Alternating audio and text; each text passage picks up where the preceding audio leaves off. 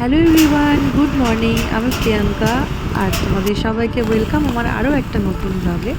আজ সকালবেলা উঠেই মনটা ভালো হয়ে গেছে। কেন বলো তো? এই যে বৃষ্টি পড়ছে আর ভোরবেলা থেকে বৃষ্টি হচ্ছে, উঠতে তো ইচ্ছে করছিলই না, কিন্তু কিছু করার নেই। এখন তো আমি একজন মা, মেয়ে উঠে গেছে, উঠতে তো হবেই। তো চলো আজকের ব্লগটা এই বৃষ্টি ভেজা ওয়েদার দিয়ে স্টার্ট করছি। আই হোপ তোমাদের দেখতে সবার খুব ভালো লাগবে। আর যেই দিনের সকাল এত সুন্দর, তো সে দিনটা শেষ হবে খুব ভালোভাবে। তো এই যে মেয়ে হচ্ছে এখন খেলছে, বাইরে বৃষ্টি পড়ছে, বাইরে তো খেলতে পারছে না। ওই জন্য ওই একটা পাশের বাড়ি আমার একটা ভাইপো এসেছে, তো তার সাথে খেলছে আর কি।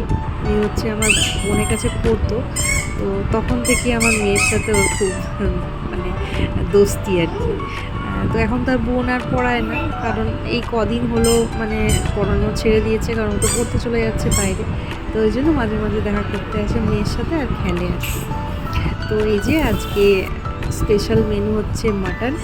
তো মা হচ্ছে মাটন বানাচ্ছে আমাদের, আর এই যে বোন বানাচ্ছে আমার মেয়ের জন্য আলাদা করে মাটন স্টু আর কি।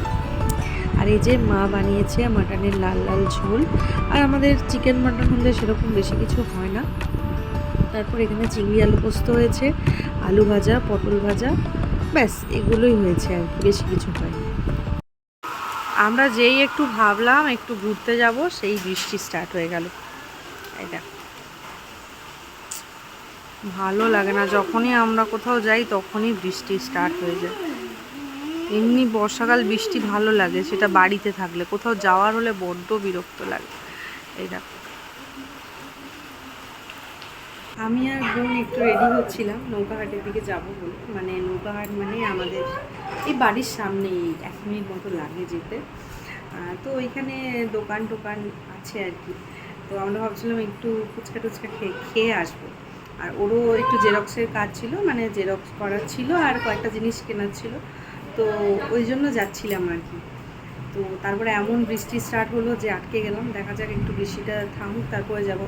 একটু বিকেলেই যাবো ভাবছিলাম, অন্ধকার হয়ে গেলে কোথাও যেতে ইচ্ছে করে না। বৃষ্টিটা তো স্টার্ট হয়ে গেল, ওই জন্য একটু দাঁড়িয়ে গেলাম আর কি।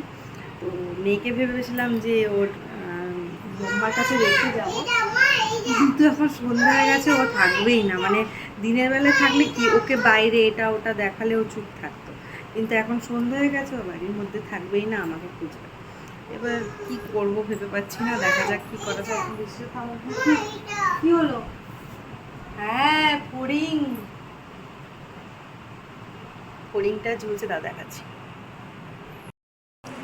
ওই যে ফড়িংটা ওইখানে ঝুলছে, ওটা দেখাচ্ছে, ওই দেখো, এই যে। আর বোন চলে যাবে বলে এখন আমরা খুব ঘুরে নিচ্ছি আর কি।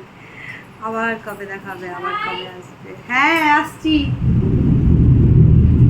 চলো যাই, বিদ্যুৎ চমকাচ্ছে। মানে আমাদের কপালটা এতটাই খারাপ, আমরা বৃষ্টিতে ভিজে ভিজে এলাম ফুচকা খাবো বলে, ফুচকার দোকানটায় আজকে বসেনি। কেমন বিরক্ত লাগে বলো তো। তারপরে বোন বললো কি চল নদীর ওই পারে যাই, মানে নৌকো পেরিয়ে। আর নদীর ওই পারে যাবো, মেয়েকে রেখে এসেছি। তারপরে যখনই ভাবনা তখনই কাজ, এই যে চলে এলাম ফুচকা খেতে। ফুচকা খেয়ে এবার আমরা ফিরবো। এবার নৌকো মানে তো একটু টাইম লাগেই না। তো যাই হোক, এই যে চলে এসেছি বাড়ি, দিয়ে এসে দেখছি মা বানাচ্ছে পনির।